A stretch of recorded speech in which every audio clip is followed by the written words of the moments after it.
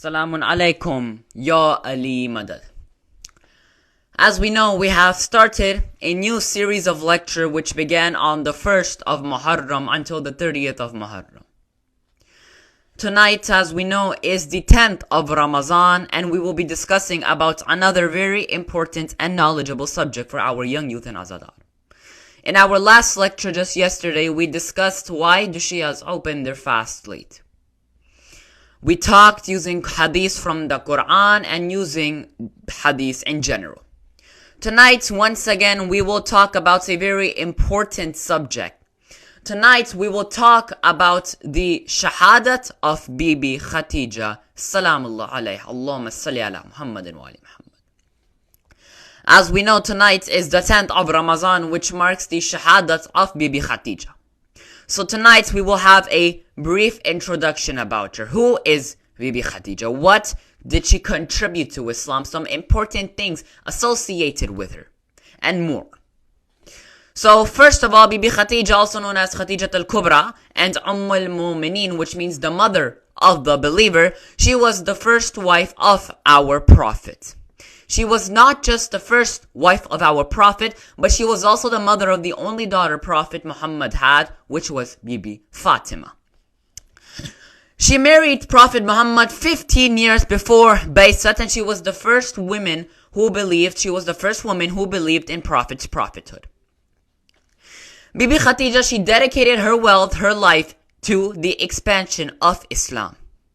Prophet Muhammad never chose another wife, and nor did he marry anyone else but Bibi Khatija during the time she was alive.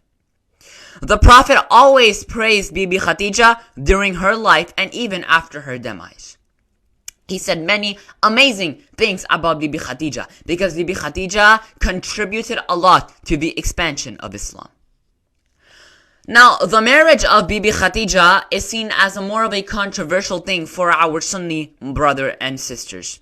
Now, they believe that Bibi Khatija was married twice before she married Prophet Muhammad.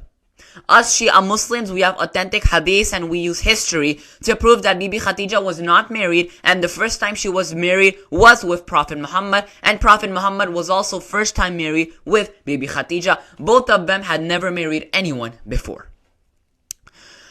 So, Syed Murtaza and Sheikh Tusi, they have also discussed with detail more exactly if you want to know when exactly she married the Prophet. It is said the Prophet was 25 years old and they married each other 15 years before Baysat. Bibi Khatija did not marry anyone before she married the Prophet, and the Prophet did not marry anyone before he married Bibi Khatija.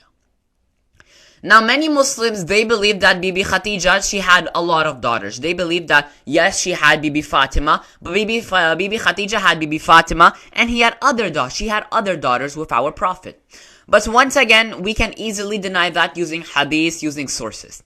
See, Bibi Khatija and Rasulullah only had one daughter, which was Bibi Fatima. Now, let's talk about Bibi Khatija's sister. Bibi Khatija's sister, Halla. Now, Bibi Khatija's sister Halla, when her husband died, Bibi Khatija started to take care of her sister's kids. And when Bibi Khatija's sister also passed away, Bibi Khatija took full responsibility in raising and taking care of her sister's kids. So the kids she took care of were not her biological daughters, they were the daughters of her sister. The only biological daughter she had with Rasulullah was Bibi Fatima, no one else. The other daughters were the daughters of her sister Halla, which she took care of after both of her parents and mother had passed away. Our historians have a strong belief, and there is absolutely no doubt, the only daughter of Bibi Khatija was Bibi Fatima. So now let me discuss the marriage of Bibi Khatija with Prophet Muhammad. So when Bibi Khatija, she became familiar with the honesty, the trustworthiness, and the ethnical characteristics of Prophet Muhammad, such as his beliefs and what he was trying to do, she entrusted him. She started to trust him with her wealth. And when Prophet Muhammad came back from a commercial trip from Syria, Maysara, which was Bibi Khatija's slave, reported the important, eminent characteristics of Prophet Muhammad to Bibi Khatija, which Bibi Khatija very much liked, and saw how much of a pious person Prophet Muhammad was. Afterwards, she proposed marriage to the Prophet Muhammad, and both sides gladly accepted. According to all all sources. Bibi Khatija was the first wife of Prophet Muhammad, and the Prophet did not have any other wife during the time he was married with Bibi Khatija. Most historical sources consider Khatija as the first woman who believed in Islam.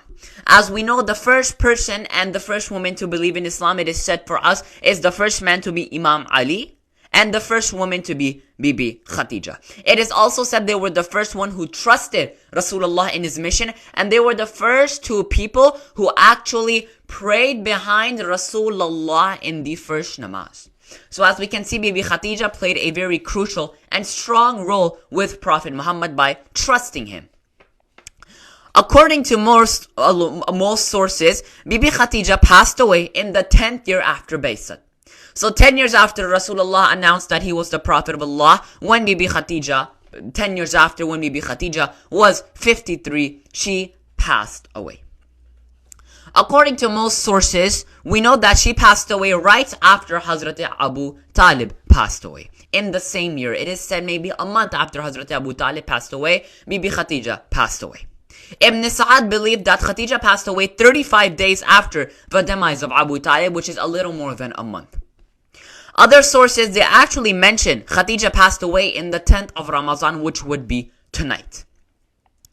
Due to the demise of Rasulullah's uncle Hazrat Abu Talib and his wife, Lady Khatija, this year, you know what this year was called? It was called Amul Huzn, the year of sorrow and grief. Why? Because as we know, when Rasulullah was born, his father Hazrat Abdullah passed away. So who took care of Rasulullah after his mother and father passed away? It was Hazrat Abu Talib. So Hazrat Abu Talib was practically a father figure for Rasulullah. And Hazrat Abu Talib made sure that Rasulullah never felt the absence of a father in his lifetime. And Hazrat Abu Talib considered Rasulullah as his own kid, and Rasulullah would consider him and Bibi Amina as his real mother and father. So because tonight is the martyrdom of Bibi Khatija, this is a day with very, very big sorrow for Rasulullah. 35 days before Rasulullah lost his uncle Hazrat Abu Talib, who was like a father to him. And now Rasulullah, he has lost Bibi Khatija, his wife. As we know, the prophets cried every single day, because this was a very sorrowful event for Prophet's wife to pass away. Why? Because as I mentioned, when our Prophet was born, his father and mother passed away. So Hazrat Abu Talib took care of him. But Hazrat Abu Talib passed away 35 days after Bibi Khatija passed away. How hard must it be for a person to first lose someone who they saw as their father figure, and now to lose their wife? And now how hard must it be for Bibi Fatima? Bibi Fatima, for her to see her father be in grief, because Bibi Fatima, she saw the grief her father had when Hazrat Abu Talib passed away. Bibi Fatima, she saw the grief that Rasulullah had when Bibi Khatija passed away. My Azadar, imagine what Bibi Fatima, she is feeling tonight, because tonight the mother of Fatima has passed away. But my Azadar, this is not all, because as we know, for Fatima, Imam Ali will also be murdered. He will receive the zarb on his head on the 19th of Ramazan. He will be murdered on the 21st of Ramazan. My Azadar, how hard must it be for Fatima that she loses her mother, and after Fatima passes away, Imam Ali will also be murdered. My Azadar, the month of Ramazan is a month full of sorrow for us, but it is a month where we have a lot of shahadat. So I ask, how hard must it be for Bibi Fatima to see her father cry when his father figure Hazrat Abu Talib passes away? Right 35 days after, it is his wife Bibi Khatija who passes away. My Azadar, then Rasulullah will pass away, and when Bibi Fatima will pass away, it is Imam Ali on the 19th of Ramazan who will receive the zarb, and on the 21st of Ramazan he will pass away. My Azadar, tonight is the night where Bibi Fatima cried. Tonight is the night where Rasulullah cried. They sorrowed, they grieved. But my Azadar, I asked them,